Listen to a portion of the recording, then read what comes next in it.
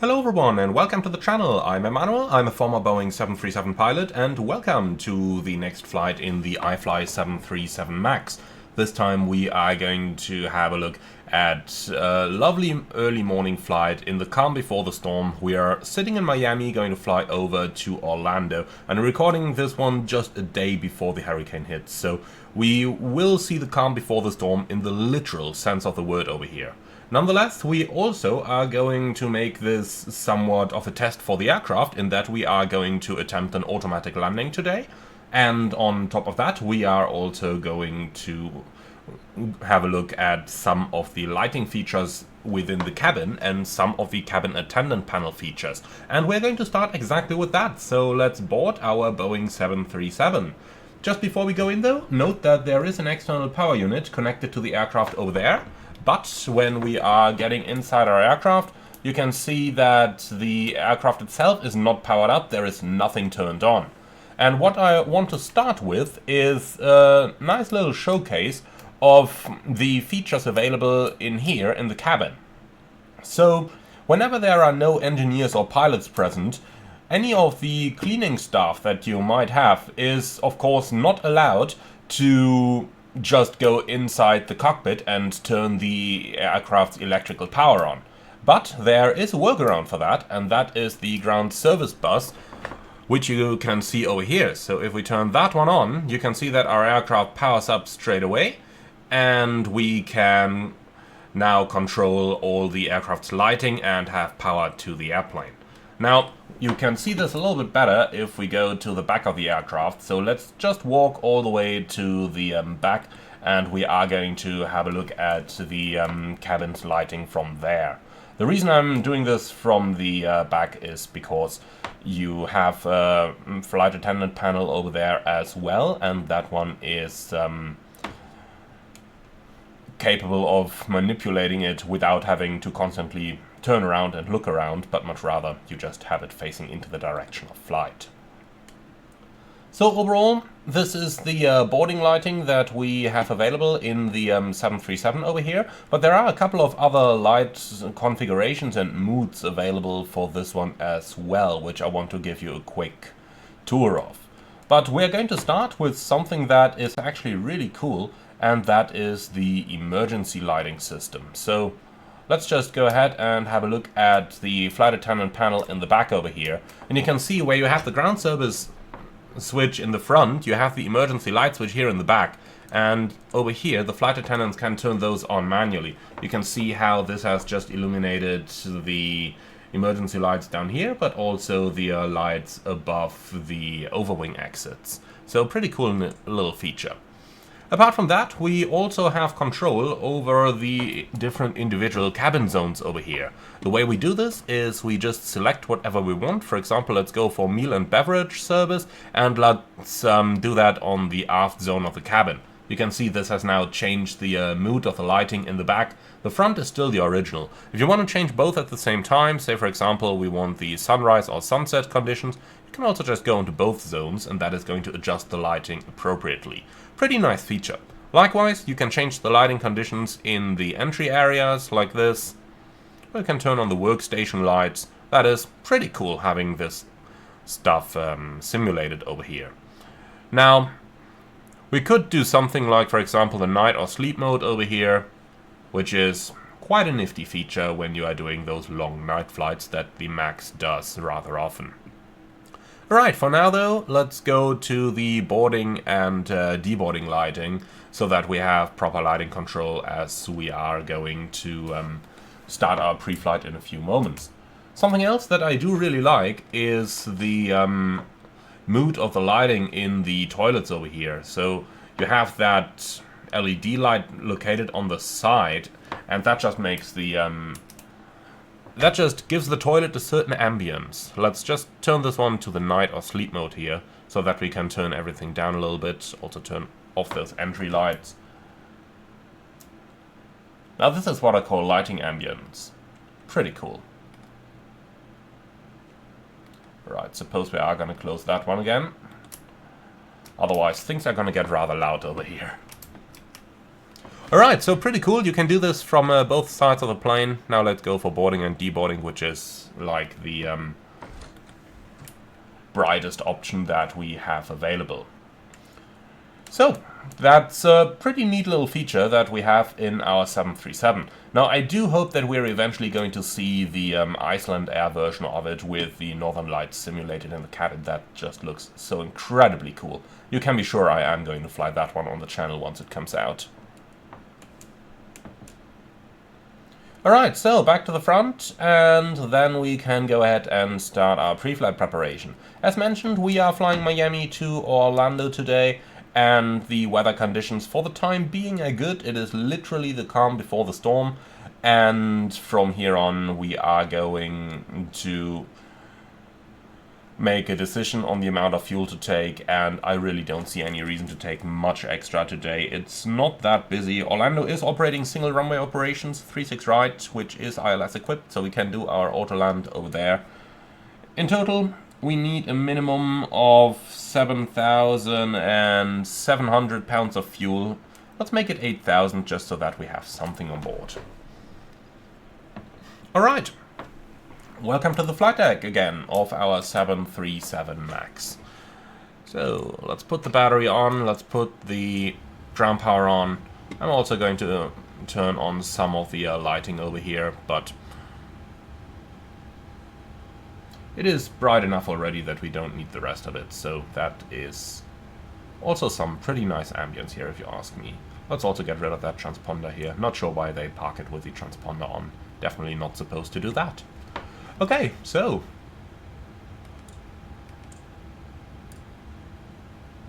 emergency exit lights armed. Attendant call checked. Takeoff warning checked.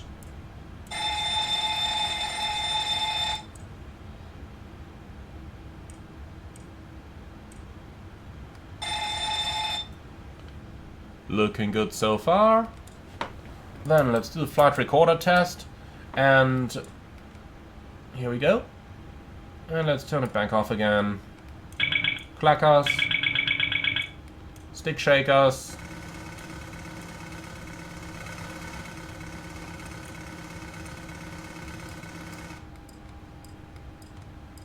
Alright, and the IRS. So, looks good to me. Let's go ahead and take a seat. American does have the heads-up display installed in the aircraft, which I find pretty cool. So we are going to be using that one on today's flight. Now first things first though, taking a seat, let's go ahead and test the oxygen. Looking good. Light test.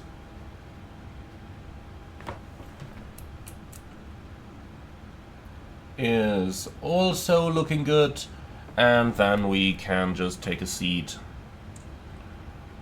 and start with our flight deck preparation.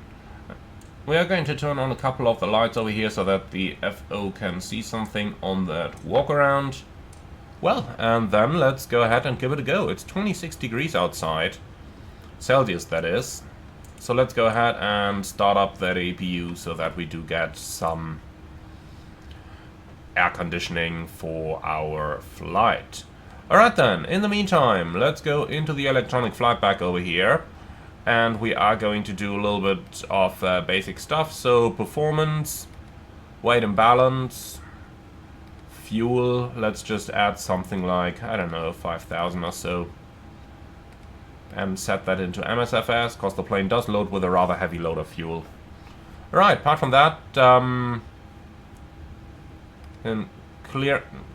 cancel that for now. We are going to return to this a little bit later. So, initialize flight.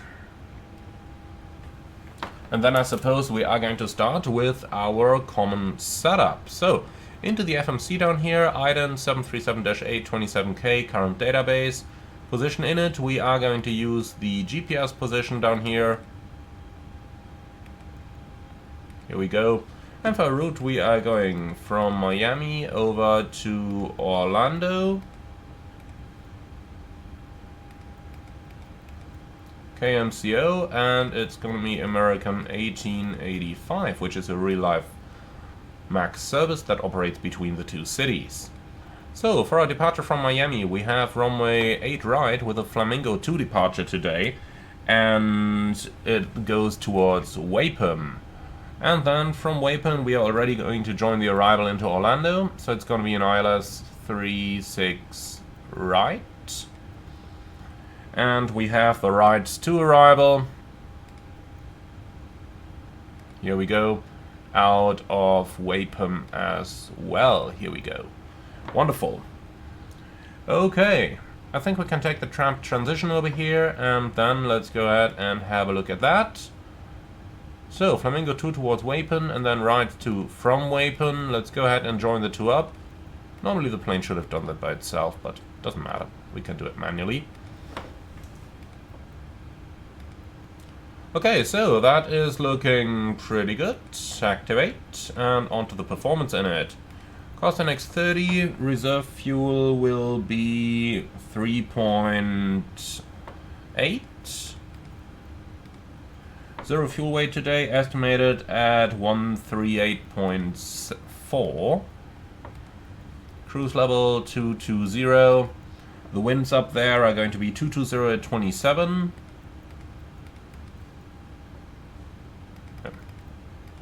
Oh, 220 at 27, please. And then, top of climb temperature is minus 10 degrees. Transition 18,000 is correct. And off to the takeoff page. Acceleration in 1,000. Fixed rings around Miami. And we take a 25-mile ring down here. And last but not least, our engine out routing. So that's going to be Miami, and then we need the runway track. Can always grab that from up here, 092. At 25 miles. Alright.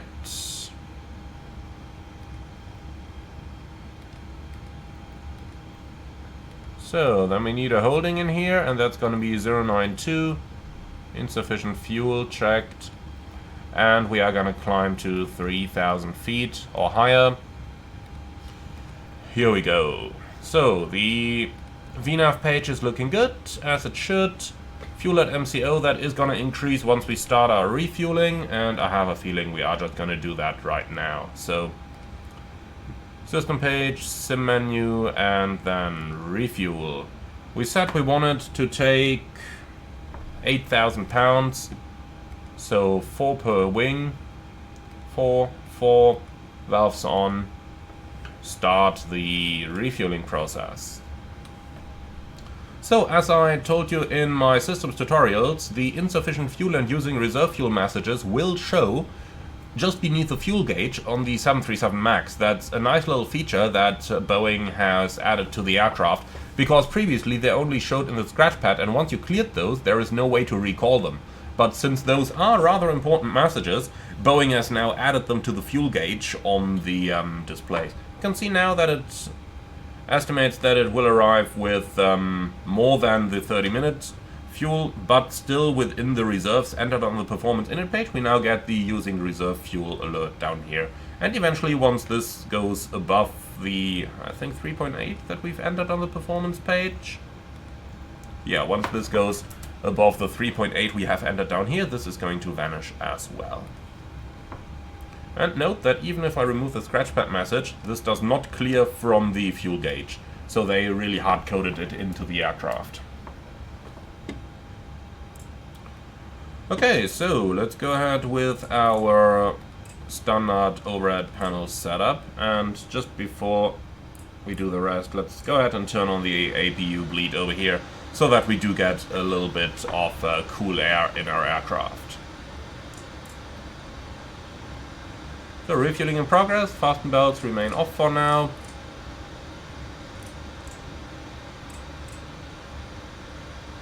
That's set, then cruising altitude will be flight level 220.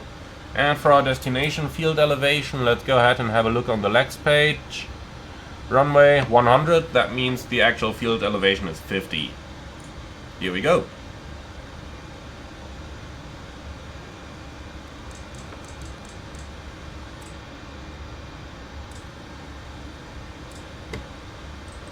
So, flight director's on, then let's go ahead and set the top altitude. I believe it is 3000, but let's just go ahead and verify on the chart. Unfortunately, the charts still do not work inside my virtual cockpit over here, but I am recording this using a beta version, so that is probably expected. So you can see here, if I'm importing my charts, edit clip, there is just nothing on here. I have no idea why. But unfortunately, it is what it is at the moment. Okay, nonetheless, the top altitude is 5000 indeed, not 3000. Here we go, runway heading 092, we can already pre-select that. And in case we need to do an immediate return, we can also set the courses to 092. As that will prove rather handy. Alright, standby is going on to inches, and the QNH is 2975. So, setting that on the primary, and also setting that on the ISFD. Here we go. Okay, then moving down, fuel flow reset, auto brake RTO, and we can go ahead and tune the frequencies. I'm going to use Honeycomb and the guard frequency today. Like this. In terms of the frequency setup itself, I suppose since the SID is entirely based on ANAV procedures, I will just tune the ILS frequency for our departure runway, which is 110.3.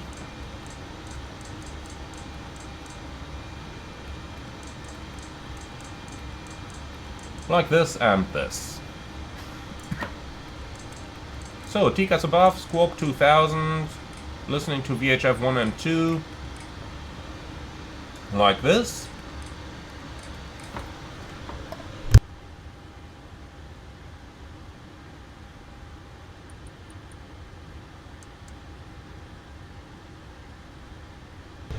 Alright, so that is our setup pretty much completed. Quick check, the oil quantity is good, the hydraulic quantity is good, auto is selected, wonderful. Alright, in that case I would say ready for the departure briefing.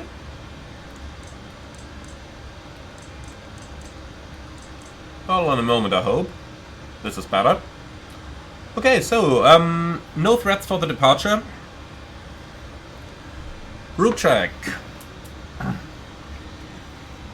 It's Kilo Mike India Alpha, Kilo Mike Charlie Oscar, American 1885. Ground distance 199, and according to the flight plan, it should be 180, so that's looking good. Instrument cross-check, time UTC 1131, altimeters 2997, reading about 20 feet. The standby instruments are set, and the flight directors are on, minus master, yours is slave. Left seat takeoff, 08 right, flaps 5, noise abatement 2, and in case of emergencies, straight at 25 miles, which we have prepared at the end of the legs page. Emergencies as briefed in the crew room, and for the taxi it's gonna be a pushback out into the alleyway over here, and then we taxi all the way around onto the parallel taxiway and then all the way to the runway over there. A SID is the Flamingo 2 departure, which is on chart 11-2 from the 15th March 24. Actually, that's wrong. It's on a chart 10-3 Alpha 2, effective 21st of March. Top altitude 5000 is checked, and for the routing straight out to 520 feet and then on towards sea salt. Left turn Deals, Liv, Gaith, Alonso above 5000 and then towards Flamingo.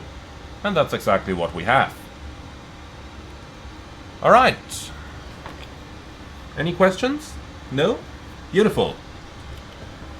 Then safety inspection checklist and before start checklist to the line, please. Surfaces and shocks, checked. Maintenance status, checked. Battery, on. Electric hydraulic pumps, on. Landing gear lever, down. Ship's library, checked. IRS mode selectors, nav, gear pins, 1, 2, 3 removed. Light test checked. Oxygen test 100%. Yaw damper on. Nav transfer display switches, normal and auto. Fuel 7.9 required, 8 on board, 4 pumps on. Cabin utility IFE galley power on. Emergency exit lights armed. Fasten belts. Our fueling is completed, so let's put them on. Window heat on. Air conditioner and pressurization. Pax auto. Bleeds on set. Pressurization mode selector. Auto. Instruments. Cross checked. Auto brake. RTO. Speed brake. Down detent. Hydraulics.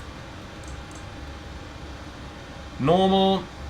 Park and brake set. Ductile cutout switches. Normal. Wheel by fire warning checked. Radius, radar and transponder. Set and standby. Rudder and aileron trims. 3 and 0. Takeoff briefing discussed. PA to go. Okay, so far so good. Let's go ahead and start preparing our departure down here. So, performance. We can copy the FMC data. Let's have a quick look into the latest weather conditions. So, 08 right and dry, that's correct. The wind 050 at 3.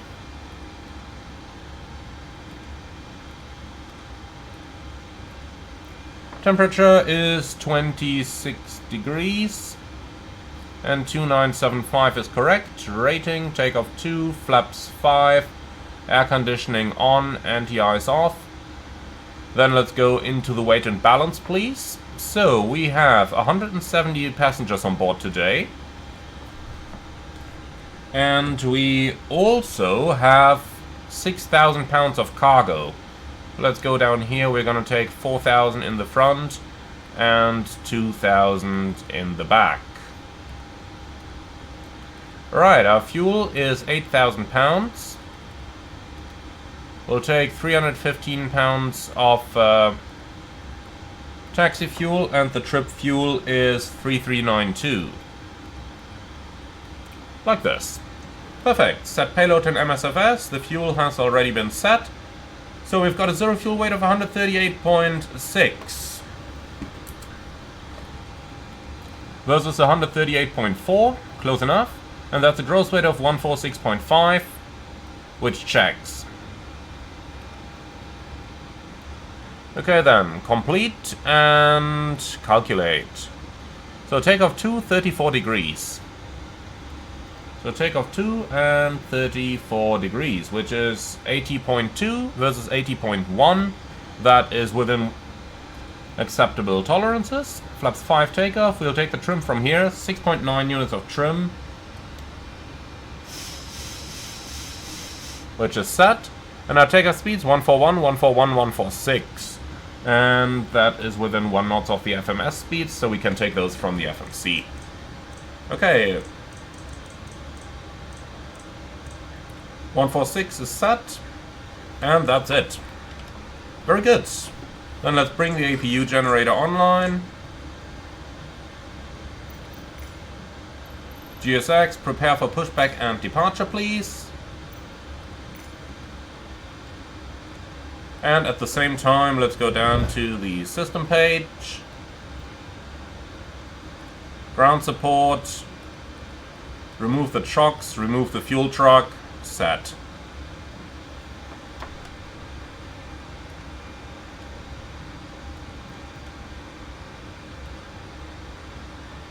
Okay, so looking good so far.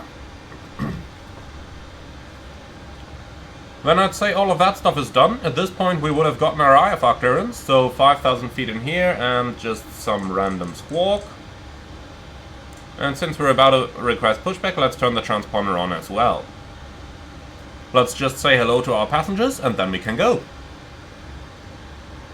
Ladies and gentlemen, a very good morning from flight deck. This is your captain speaking. My name is Emmanuel in the name of American Airlines. Welcome on board flight 1885 towards Orlando. The flight time today 35 minutes at a cruising altitude of 22,000 feet. Would like to thank you for being our guests today. Sit back, relax, enjoy the flight with us, and if there is anything we can do to make it more enjoyable, please do not hesitate to ask any of our charming cabin crew.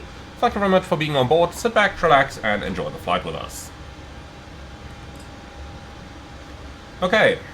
So, please complete the checklist. PA complete, FMC and CDU set, N1 IS box, auto, and we have Reduce takeoff 2 at 34 degrees, speeds 141, 141, 146 set. Stop trim 6.9 set, performance weight and balance, signed send, phones off, EFB, airplane mode stowed, flight windows and cockpit door. Locked, doors closed, passengers seated, before start checklist complete. Okay, ground from flight deck, go ahead. So please confirm all doors and hatches are closed, ground equipment is removed and the bypass pin is installed. That's all confirmed and we're ready to push any moment. Roger, stand by. So continue push, it's going to be nose to the right.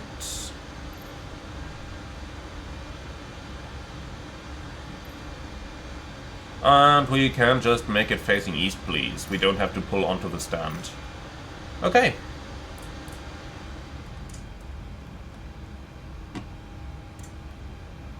Before start checklist below the line. Air compacts off, anti-collision light on, park and brake set, transponder out off, before start checklist complete. Ground from flight deck, we're clear to push, and facing east, park and brake released. Roger, start on the pushback and stand by for engine start. Standing by.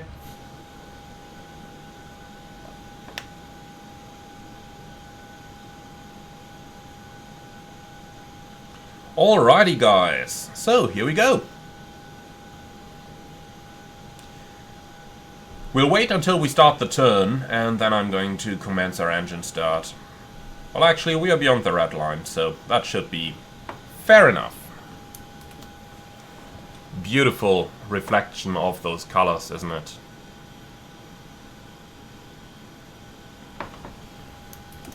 Okay, engine 2 start.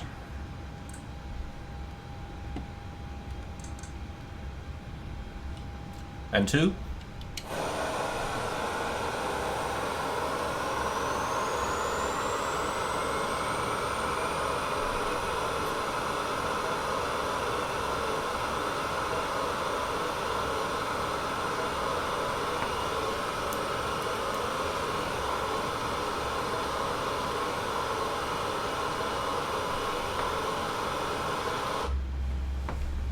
Oil pressure, N1.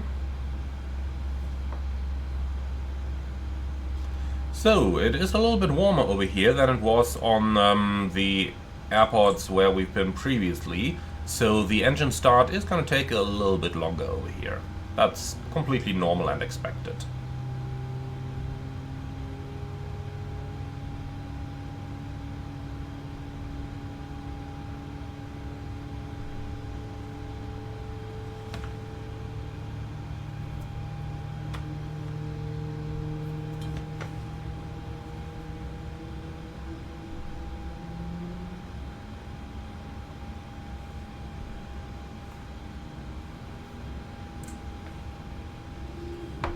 Okay, starter cutout, monitor 2, starting 1.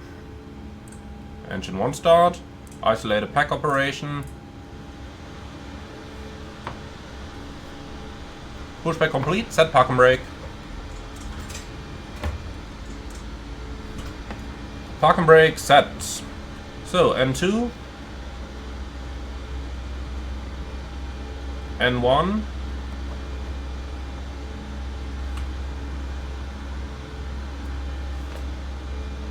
Oil pressure.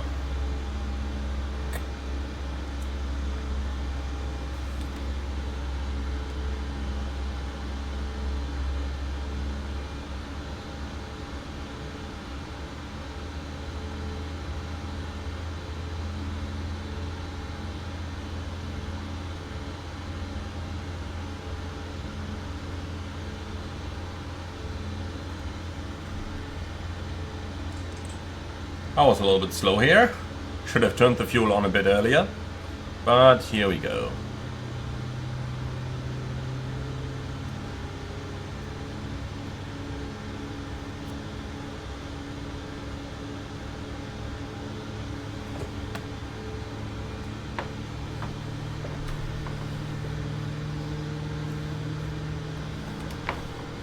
Okay, ground flight deck, we have 2 good engine starts. You're clear to disconnect, showing the pin on the left, and have a good day. Well, and there she is already, holding the pin in the hands. Wonderful.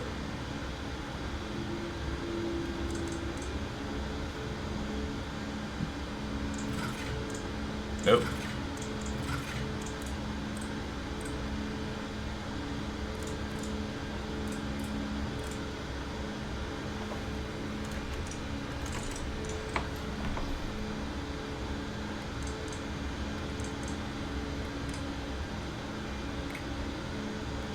So, flight control check. Full up. Full down. Neutral. Full left. Full right. Neutral. Rudder. Full left. Full right. Neutral. After start checklist. Generators on. APU off. Start switches continuous. ProArt on. Anti-ice off. Air conditioning. PAX auto. Bleeds on. Isolation valve. Auto. Flaps. 5 required. 5 selected. And green light. Step trim. 6.9 set. Start levers idly 10. Flight controls checked. Recall. Checked. Before taxi. Checklist complete. Okay. Clear on the left side. And clear on the right side. Then, let's go.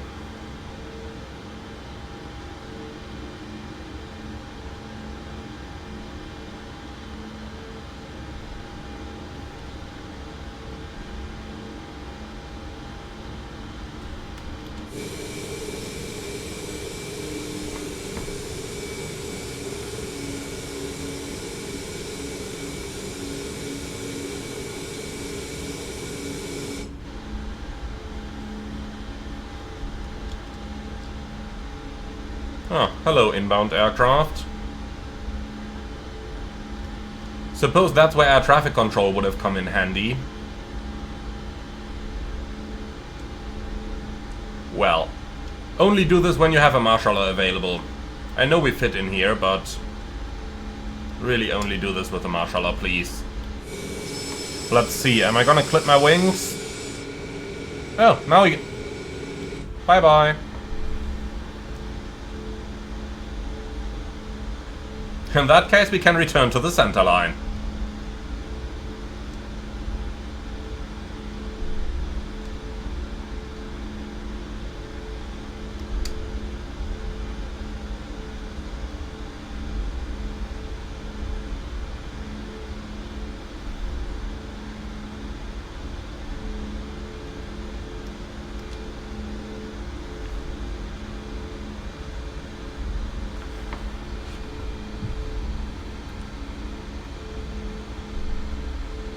Okay, let's get out of the way of this colleague over here.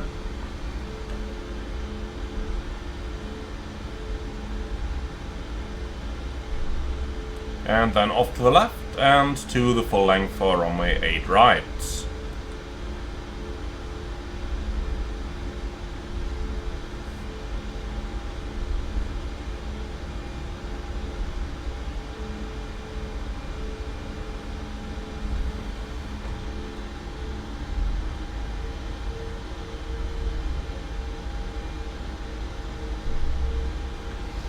Okay, before takeoff checklist, down to the line please. Config. Checked. Flaps 5. 5 green light. Step trim 6.9 set. Takeoff briefing. Left seat takeoff 08 right. Flaps 5. Noise abatement procedure 2. Speeds 141, 141, 146. We have the PAX auto. Bleeds on. Anti-ice off. And the sit is straight ahead. Then a left hand turnout. Climbing initially to 5,000 feet. I am getting a speeding ticket right again. Now, in case of emergencies, we go on the runway heading 25 miles and climbing 3,000 feet, which keeps us safe above the MSA of 2,900 feet. Okay, any questions? Nope. Wonderful. Cabin secured before takeoff checklist complete. We can turn that wheel well and logo light off. It's really not that dark anymore.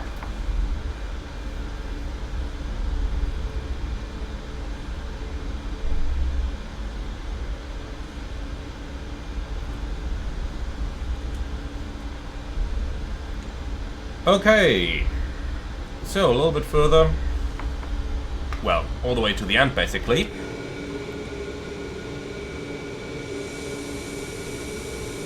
Let's see if we can spot any wing flags here during taxi.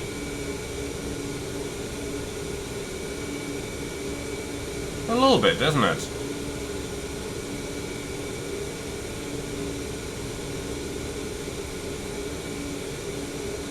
Let's try and get really close, see if we can spot something. Yeah, a bit. That looks quite okay.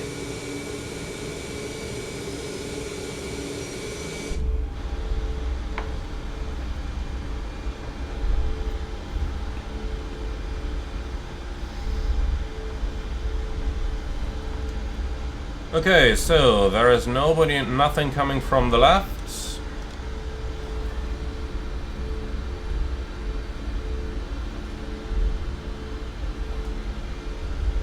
Then 8 right is all the way to the end. There is one guy in final over here. Let's see where he is. I'll just turn the TCAS on. Okay, 7 miles out. We will be able to go before him easily.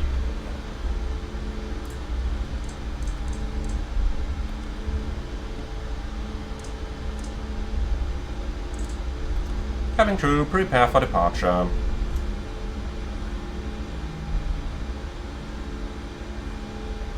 Before takeoff checklist below the line. MCP, set, transponder, Tara, strobe lights on, landing lights on, before takeoff checklist complete.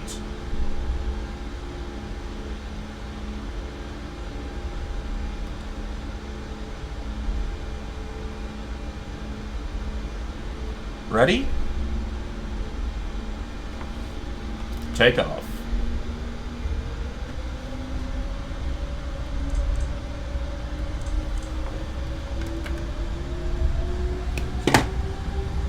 And let's get the heads-up display down. Here we go. That's looking good. Takeoff thrust set, indications normal. 80 knots, checked.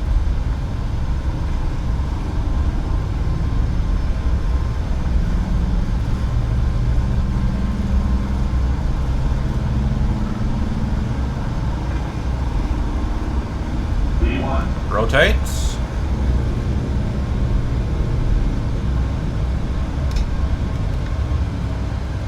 Positive climb. Gear up.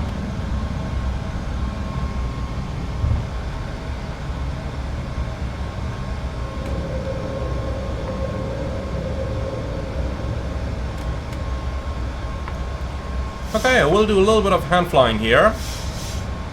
If I can't get to do the landing, because we plan to do an automatic one, then at least... Oh, hello. That's certainly not supposed to play.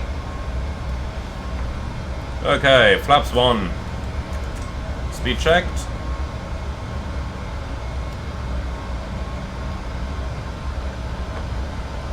Flaps 1. And flaps up. Speed checked.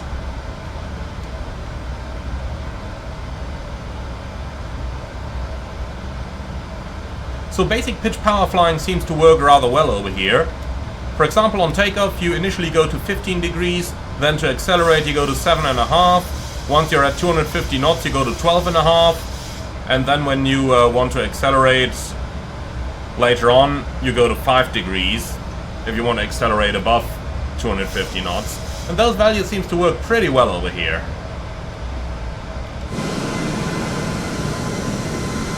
The view outside is also really worth it, isn't it?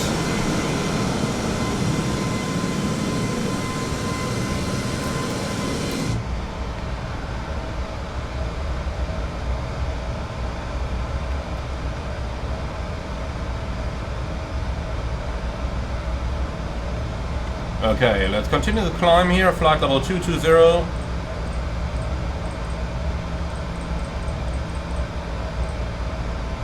Here we go. Slightly overshot the turn because I wanted to take a nice screenshot. Suppose that happens.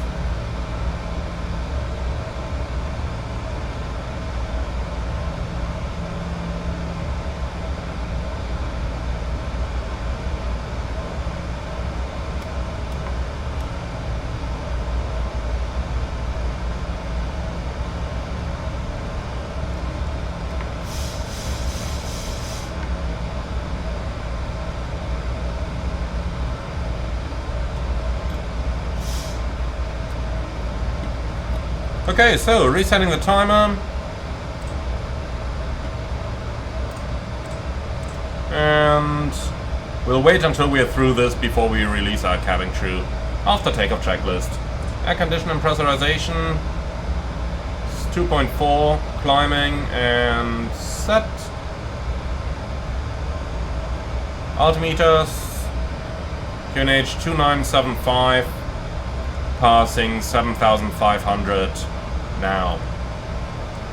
Checked, after takeoff checklist complete. And as mentioned, waiting for the cabin.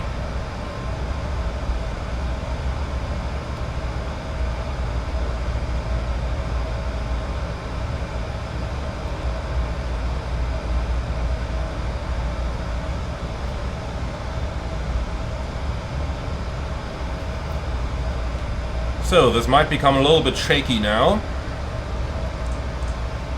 Command A. Let's see how, if there is any turbulence, how the autopilot is going to handle it.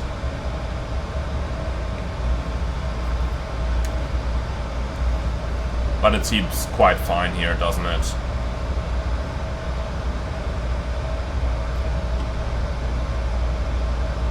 Okay, altimeters, passing 10,000, climbing 220, 10 checks.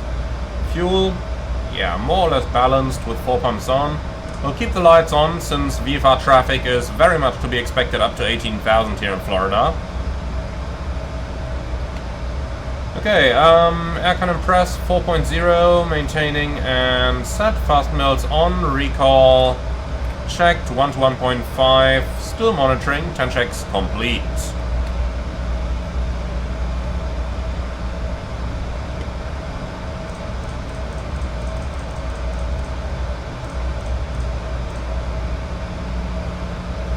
Okay, so we're up in the air. Let's see about our arrival time.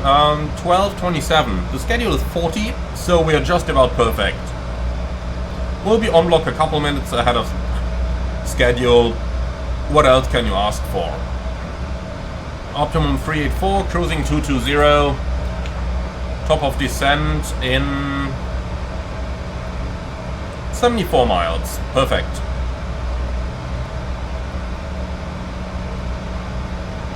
Then let's clear the engine out routing.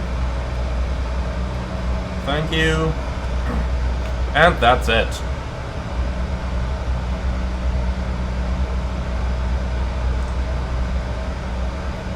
Alright, looking outside, might still be a little bit bumpy over here, so let's keep the cabin crew seated for now.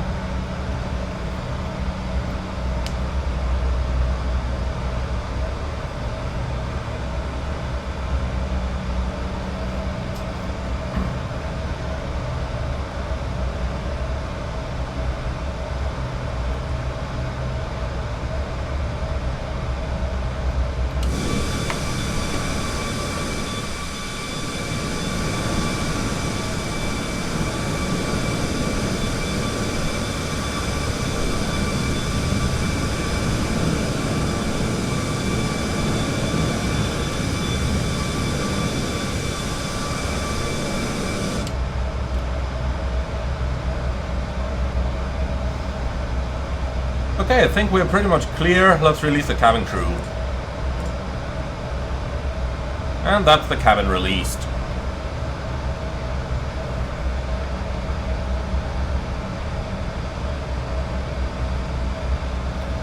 So, just waiting to reach 18,000 so that we can do the remainder of our items, namely lights off and altimeter standard. And once that is done, we are already going to start with the preparation for our arrival into Orlando.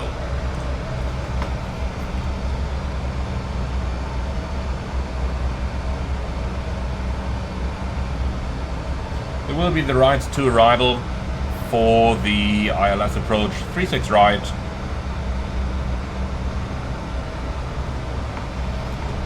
But first of all, set standard.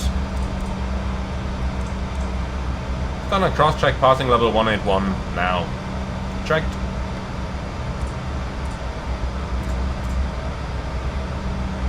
Okay. Wondering if we're going to enter this layer over here. Because if we do enter this cloud layer, then I will... Nah, I think we should be clear. Let's release our passengers.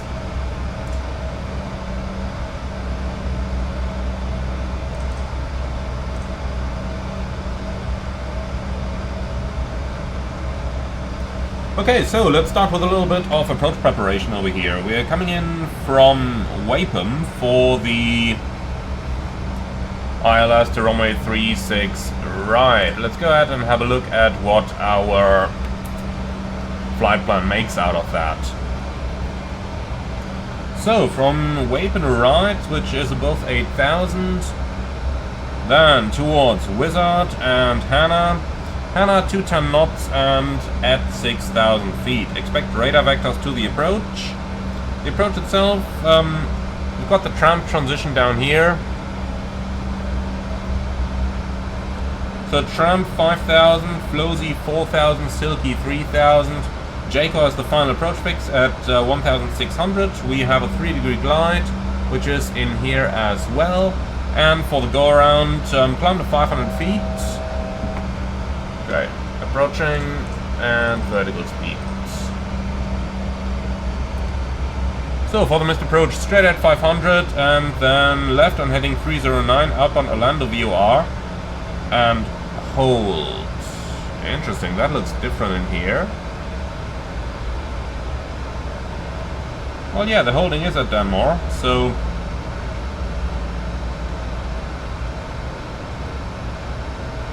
Yep, that matches, and 3,000 feet. A little bit of a strange way to code this and to say this on the chart, but suppose it's gonna be fine. So, Alt Acquire, VNAV.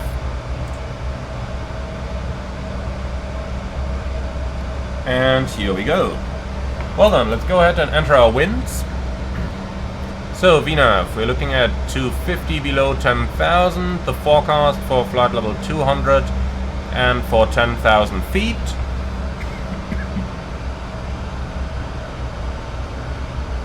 And that's going to be 226 at 35. And 217 at 13.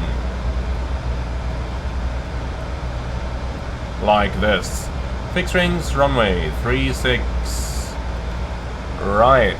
And we'll take a 66-mile ring, a 10-mile ring. And since we want to do an Autoland, we got to be stable in 1,000, so a 5-mile ring. Well, and that's it for the time. Minimum 292. And just in case you're wondering, yes, we would actually use the baro minimum, since this is basically just a practice Autoland. And therefore, since we don't have the safety margins of the actual Cat 3 approach, we do use a barometric minimum over here. Alright, latest weather in Orlando. Wind 020 at 5, light rain, few clouds, 2,000 feet. Temperature 24, altimeter 2977. So, set down here and also set down here. Perfect. Okay, are you ready for the approach briefing? Yes, sir. So, threats for the arrival. We haven't done an Autoland on this aircraft yet. It's the first time, so we'll have to see how it is going to perform. We'll make close monitoring of the aircraft systems, and if anything happens that we're unhappy with, if it's early enough, before 400 feet, before the nose up trim has been applied, I'm going to take over manually and complete the landing manually. If something happens below 400 feet, then we are going to go around and come back for another approach, and that would become a manual approach then. Well, that's all I can see for the threats. Do you have anything else? No? Wonderful.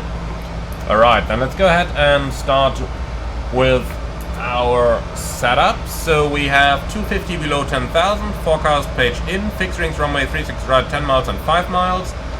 And the approach itself starts at Jaco 1600, 3-degree glide slope. Case of go around, straight at 500, left into Danmore.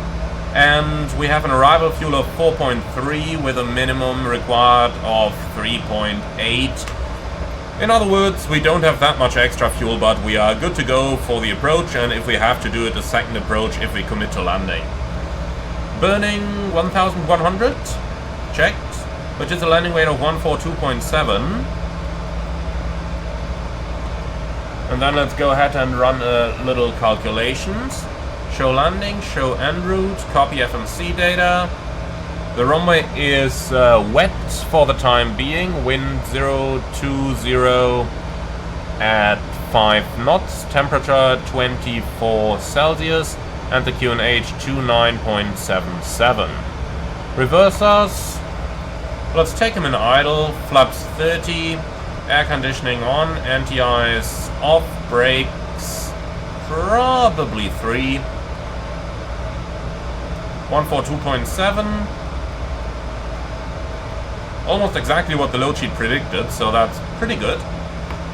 Alright, 147 knots for a flap 30 landing. Let's do that. And auto brakes 3.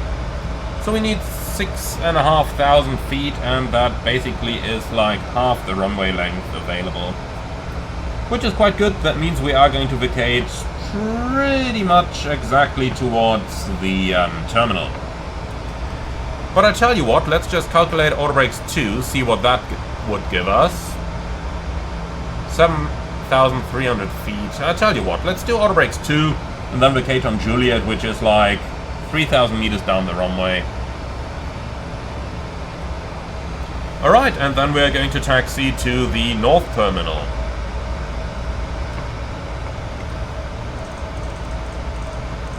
So last thing here, Corsair 005.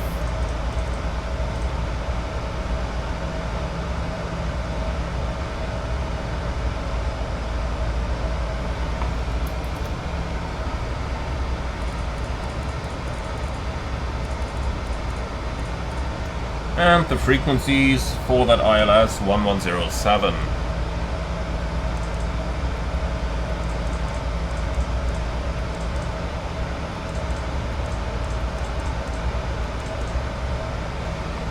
Okay, we can also tune Orlando VOR 12.2 on the standbys, and that's it. Questions? No? Beautiful. So let's go ahead and start our descent. We're gonna go down to 8,000 at first, which is the first restriction along our arrival. Set. 8,000 checked. Okay, descent checklist. Pressurization, land out 50, anti-ice, off, approach pressure fuel, discussed, IS and outbox. Set and checked. Descent checklist complete.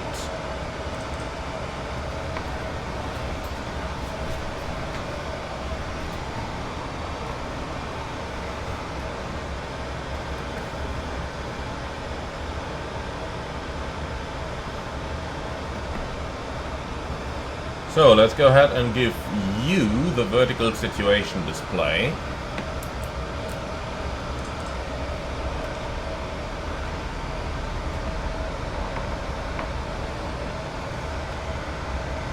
Alright, I'm off the comms, you have control, let me do the PA.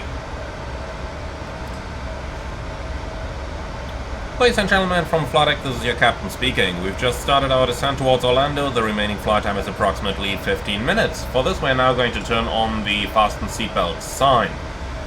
The weather in Orlando at the moment, some light rain and a temperature of 24 degrees Celsius. We'd like to thank you very much for choosing American for today's flight. Hope you enjoyed it as much as we did, and we look forward to welcoming you again on board of a future scheduled service. Thank you very much for your attention, and last but not least, since we are going to perform an automatic landing, we'd like to ask you to turn all electronic devices completely off, and not only in flight mode, but completely off. Thank you very much for your attention, and we wish you a nice and safe continuous journey.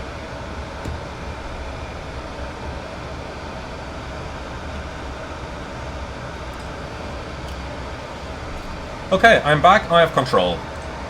Let's go ahead and read the LVO approach and landing checklist. So prior to descent, the approach shall be flown by the first officer on the right-hand seat, monitored by the captain on the left-hand seat. A go-around shall be flown by the first officer right-hand seat, a landing shall be flown by the captain left-hand seat.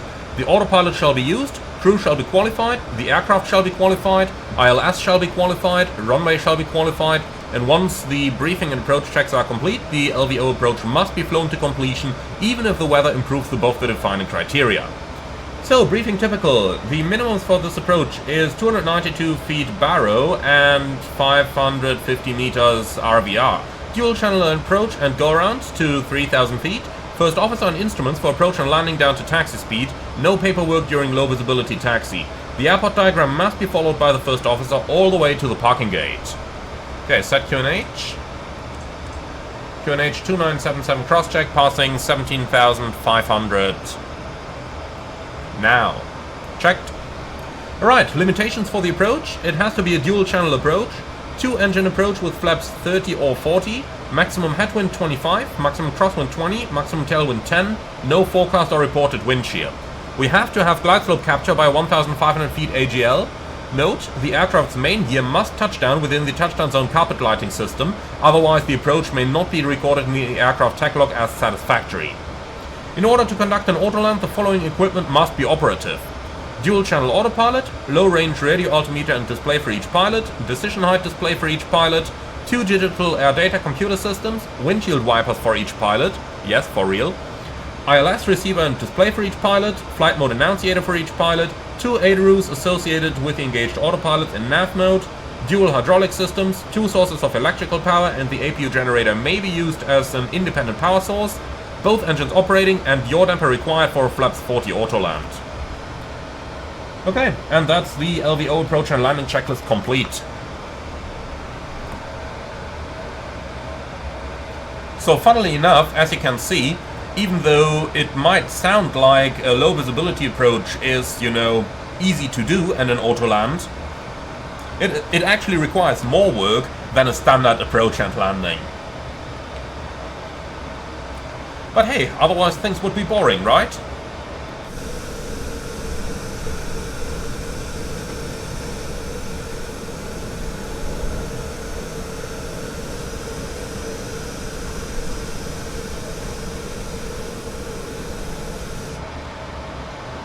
So, I'm really excited to see how this is gonna go now. But I suppose we'll have to wait a couple more minutes. So, let's turn those lights on. And tell you what, if we have the flash position available, then we are gonna use it as well. That improves visibility to the other aircraft. What the flash does is basically exactly what you can see here. So, the lights are altering. And a light that's going on and off just simply improves the visibility towards other aircraft, because something that is flashing is just more noticeable for the human eye than something that is continuously on or off. By the way, you have to admit, the current picture is just really cool, isn't it? That looks really good in my opinion.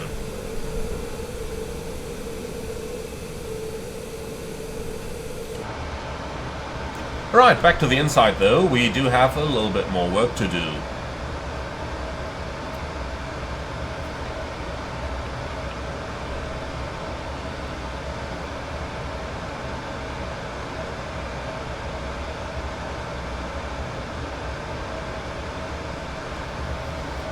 So, this might become a little bit turbulent over there. It's Florida. Clouds like these are basically always turbulent.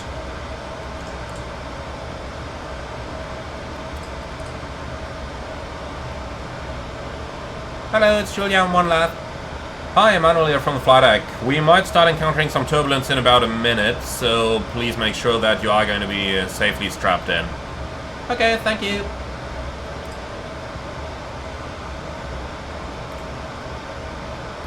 So, the cabin is secure. Perfect. Temperatures are good, no need for anti-ice over here.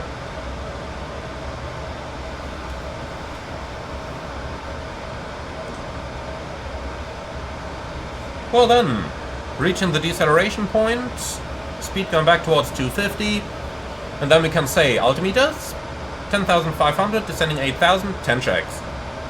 Fuel, pretty much balanced, 4 pumps on, lights on, angle of bank 25, air condition and pressurization 5.0, descending set. That's not exactly accurate. We should be expecting something around 4.0 here. Fast modes on, recall checked and 1 to 1.5 deselected. Cabin crew 10 minutes to landing, 10 checks complete. Okay, let's go ahead and get ourselves onto a radar vector here. Say heading 330 degrees. Then let's go level change. And let's take Tramp active as the next waypoint, so that we get some proper VNAV path. By the way, small bug over here. If I'm taking waypoint active on the right FMC, the execute light should illuminate as long as you're on the VNAV or on the lax pages on the left FMC as well. Funnily enough, if I press execute over here, it works, so it only seems to be the light that is not working, but the system itself apparently is. And tell you what, let's do Flozy on top. That should give us the best possible VNAV guidance here. 1,000 to go. Checked. Vertical speed.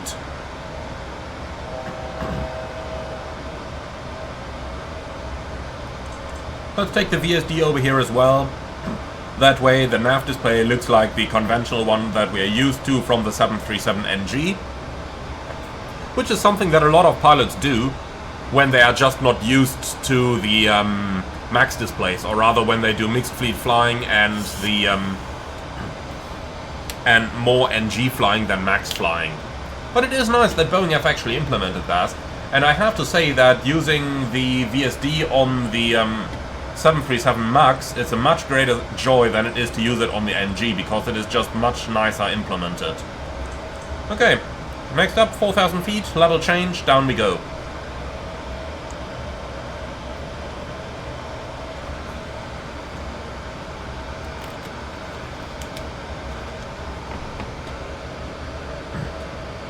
So look at what the VNAV path is doing. All of a sudden it just decided it needs to go downwards. But it's absolutely right. We are like 25 miles from the airport. 7,000 feet means 21 miles. Plus another 5 to lose the airspeed. Plus another 1 for the tailwind. So we're looking at roughly 28 miles. And we have 24. So yep, this definitely sounds speed brake.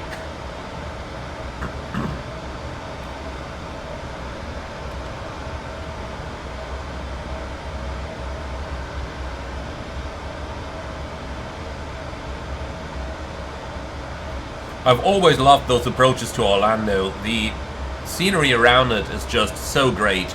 And that is not just in the simulator, but that is likewise in the real world. Of course, even more so in the real world. All those lakes over here just look really great, and flying over the airport itself is also pretty cool.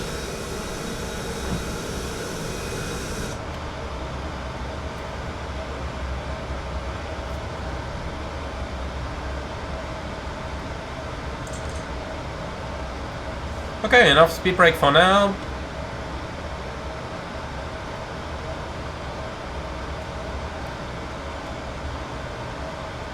A nice little trick when you are looking for your expected altitude is to see how much distance do you have to 10 miles and how much do you need to lose to get there.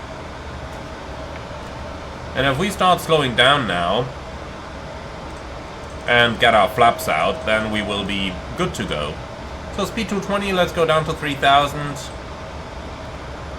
And then we can do the frisk check. So frequencies 110.7 once, twice and 3 times. Fixed rings, runway 36 right, 10 miles, 5 miles. Idents, India Oscar Juliet Papa, which is checked twice. Then standby instruments are set and the courses 005 3 times. Approach checklist. Altimeters and instruments, second cross check, approach aids, checked and set, approach checklist complete. Okay. Cleared for the approach. Warlock armed, Warlock captured. Runway heading 005 set. Glide slope alive. Approach armed. Command A and B. Glide slope capture, go around altitude 3000 set. Flaps 1. Speed checked.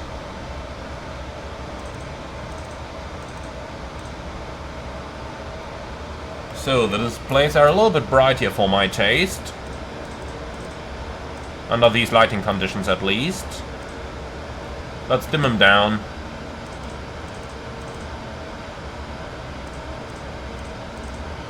Alright, that's much better.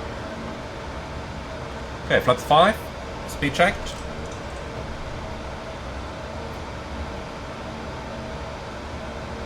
Flaps 5. So, by the time we pass the 10-mile point, should be 3000 AGL, no more than 200 knots true airspeed, and at least flaps 1. Otherwise, you will probably become unstable. But this is actually looking quite good.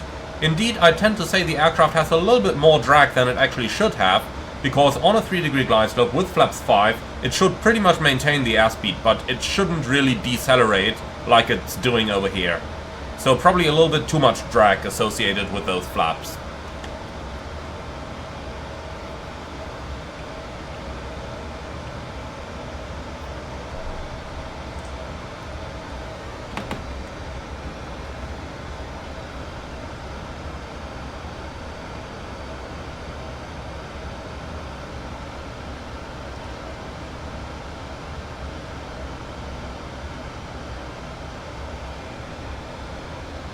You can see now we need quite a bit of thrust here, almost 40%, which is quite a lot. 2500. Terrain noted. Let's go manual HUD brightness control here. Turn it down a bit, so that we can properly see through the display. I think this is good.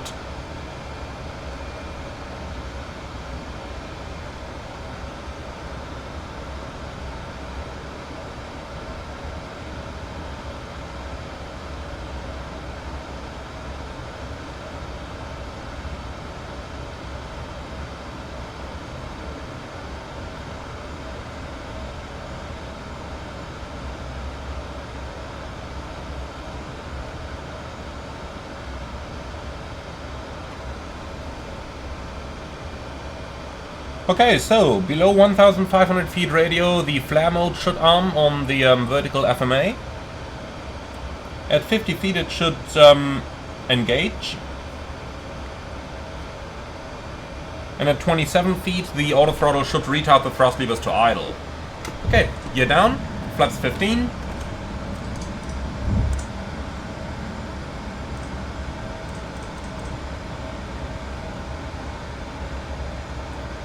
And flaps 30, landing checklist.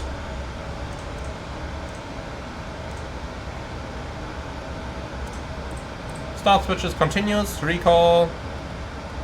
Check, speed brake arm, green light, landing gear down 3 green, auto brake 2 set, flaps 30, 30 green light, landing lights on, landing checklist complete. Okay, passing 1000, we are stable. Then let's see how that Autoland is gonna go.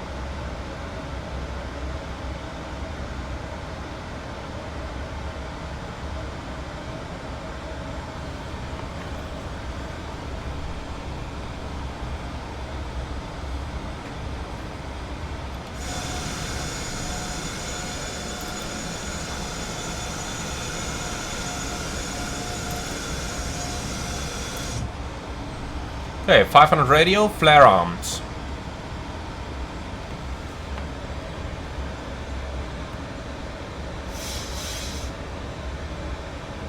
$400.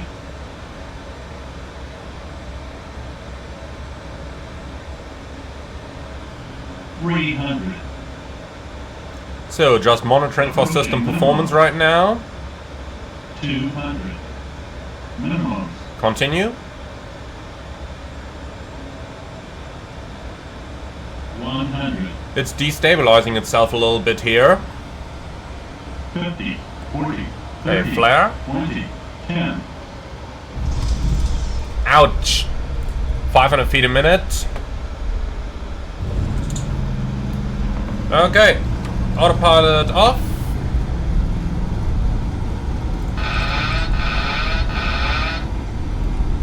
So, speed brake up, thrust was normal. Manual brakes. And then we can just let it roll. Alright, well, that was a very positive landing there at 500 feet a minute. I've never seen the real 737 do something like that. It was always between 100 and 200 feet a minute, I'd say. It was always smooth.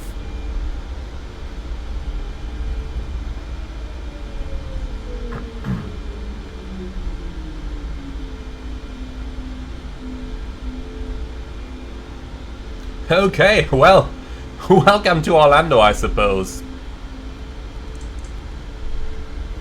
Let's vacate to the right over here. Start the timer.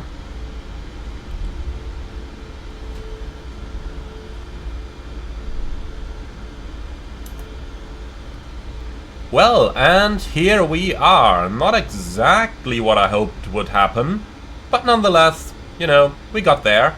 So that's something. Alright, so runway is vacated.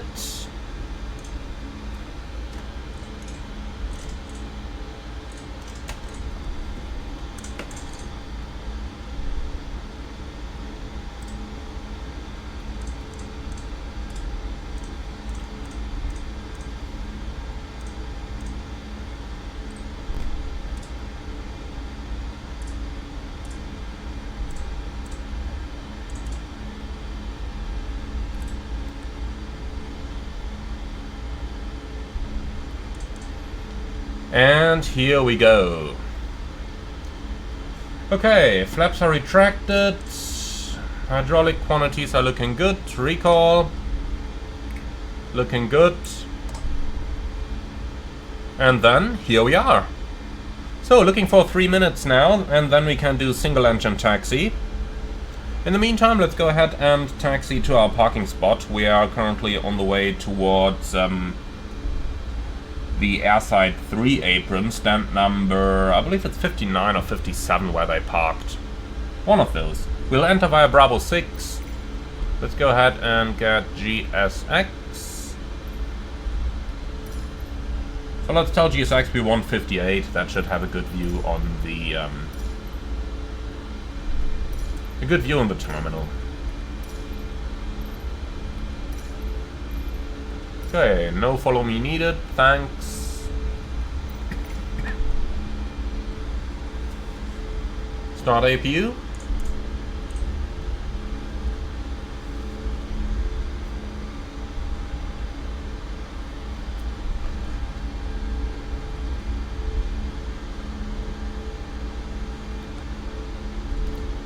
Clear left side and clear right side.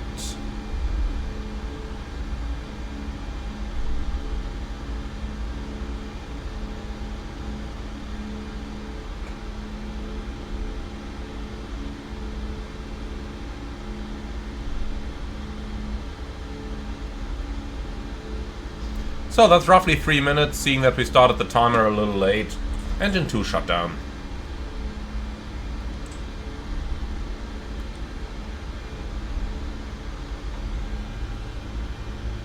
So, a little bit to the left, and that is our gate right over here, 58. Lights off. And the weather radar is off as well. That's our standard checks complete. So, there's a marshaller down there.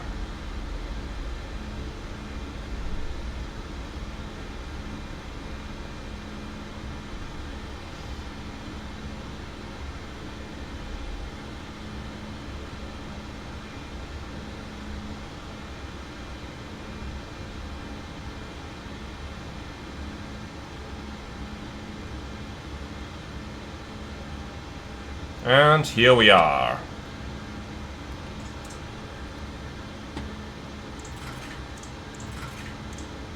Two blue, one red, engines dead. Cabin crew, all doors in park.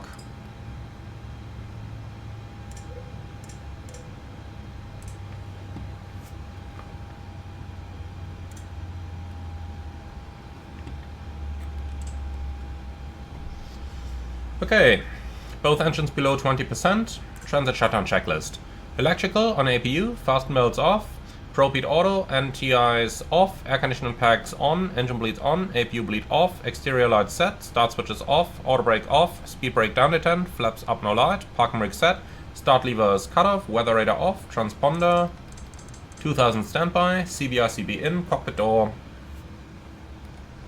unlocked, and that's the transit shutdown checklist completed. So, request deboarding please. And with that, I'd like to say thank you very much for flying along. I hope you enjoyed this next flight with our 737 MAX. The Autoland unfortunately didn't go as well as I would have hoped. The aircraft really destabilized itself on the short final there. Maybe that was part of the reason for the hard landing, maybe not. I really can't tell for sure. But in any case, we have made it down to the gate, and 500 feet a minute is positive, but it's nothing that would endanger the aircraft. Nonetheless, you might face a couple of lawsuits from some Americans, and you know Americans are expensive, so don't break them. Well, thank you very much for watching. As always, be sure to like, comment and subscribe, and if you really love what I'm doing on this channel, I would appreciate a small donation through the Buy Me Coffee link in the video description below. Thank you very much for watching, and I'm looking forward to see you all again on the next one.